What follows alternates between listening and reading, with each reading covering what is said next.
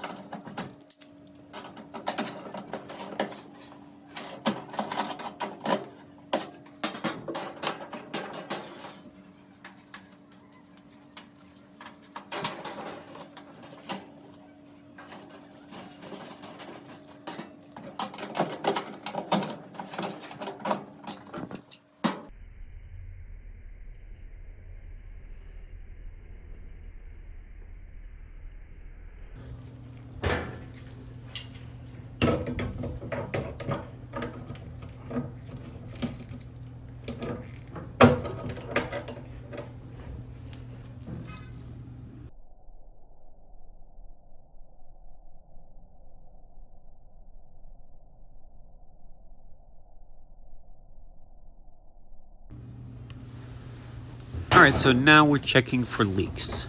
And before you actually run your machine, go ahead and turn the water on.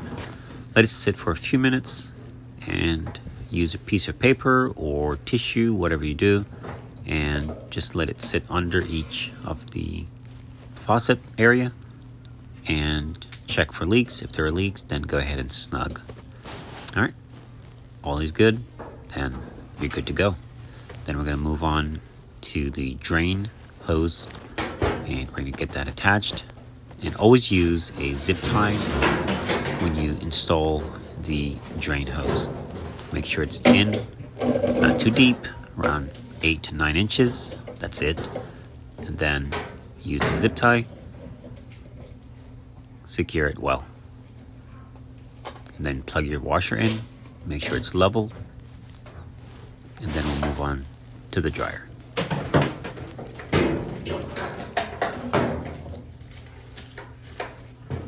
Also guys, if you have a level, it's a great tool to utilize. Just to make sure your washer is level. Of course, make sure the legs are nicely leveled and the machine is not shaking side to side. And go ahead and basically open the lid and make sure that the basket is sitting perfectly centered. If not, then you need to adjust left or right leg just to make sure everything's nice. All right.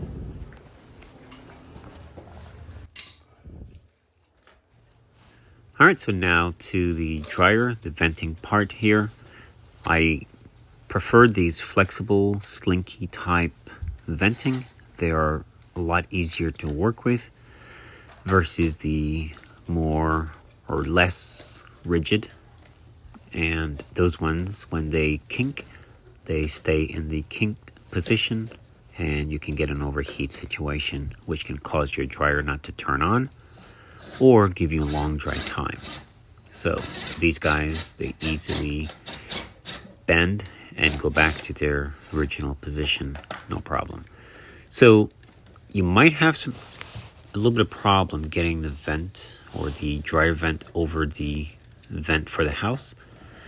You might have to wiggle a little bit. Now there's a tool that they sell, and it basically reduces the size of the house vent, which allows the vent from the dryer to go on a lot easier. So I will leave a link for that in the event that you can't get yours on, but you should be able to. Whatever you do, don't crush that vent going to the house, because it's going to stop or cause the lint to back up, and that's not a good thing. So, and also use good clamps. Those clamps are very good. They hold the venting together properly, and you're not going to have any lint in your laundry room. And if it's a gas, it will stop any kind of exhaust. So get the proper venting and the proper clamps. All right, let's get the dryer connected.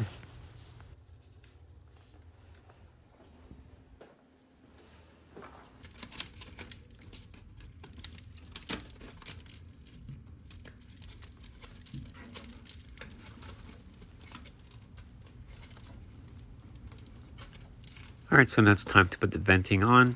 Just make sure you take your time to get it on properly.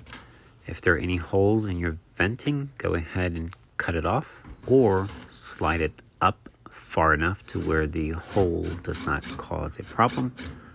Otherwise, you're going to have leaks. You're going to have lint in your laundry room.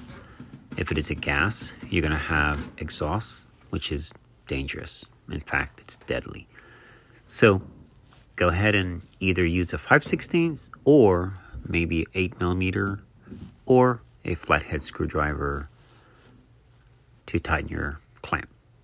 Now we're plugging in the dryer and we're going to slide it back and we're going to be done.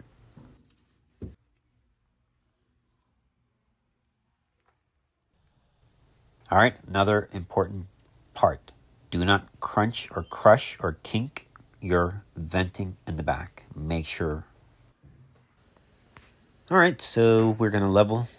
Make sure it's nice and level.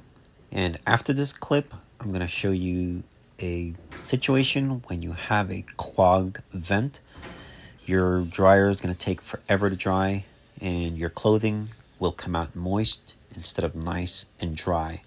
So if you have to run your dryer twice, you definitely have a situation to where you need to address your venting. Normally, once a year if you do a lot of laundry. If it's just one person or two, you could probably get away with every 2 years. Make sure that you clean your lint filter and don't overload your dryer. It's all stuffed. All right. It's definitely stuffed in there. Look at that. Wow. So this is probably. Oh, so he probably didn't do it then. I know so little about it that I would have Sure. to go, okay, cool, thanks. Right.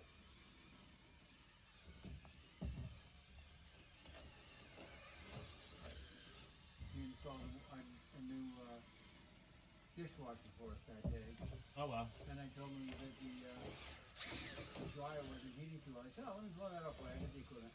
What did he charge you? I don't remember. Probably, I don't know. I think it was about $100. Okay. Because I think he put it in the closet. Because it wasn't on the work order. Wow.